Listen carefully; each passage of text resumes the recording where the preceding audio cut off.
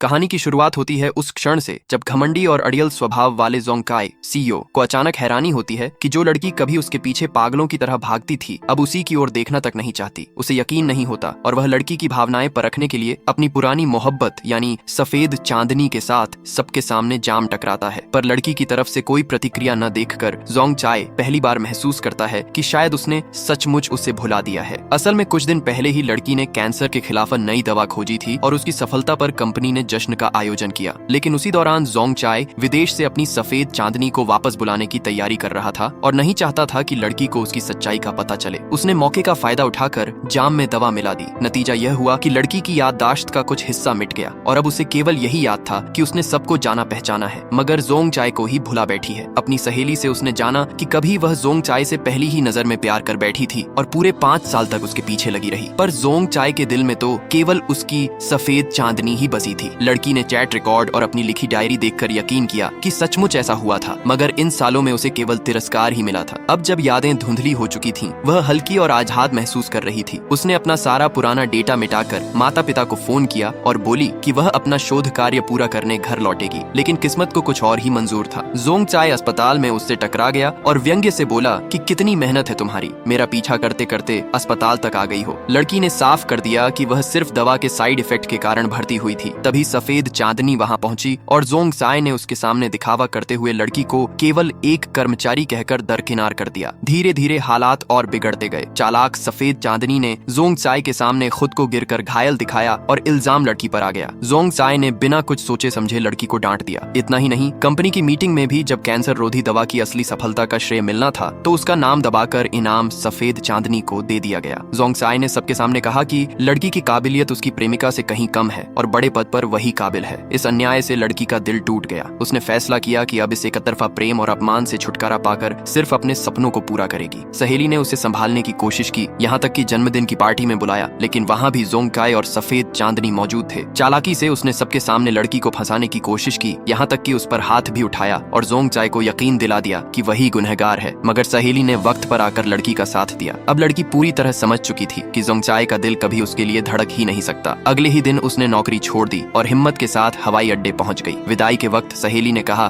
कि वह उसकी बेगुनाही साबित करेगी, मगर लड़की ने मुस्कुराकर कहा, अब यह मायने नहीं रखता फुतिंगजो। जोंगचाई आज ने मुझे जो दर्द दिया वह अब मेरी यादों से मिट चुका है। अलविदा फुतिंगजो। इतना कहकर वह अपनी नई जिंदगी की ओर रवाना हो गई, हमेशा के लिए उस अंधे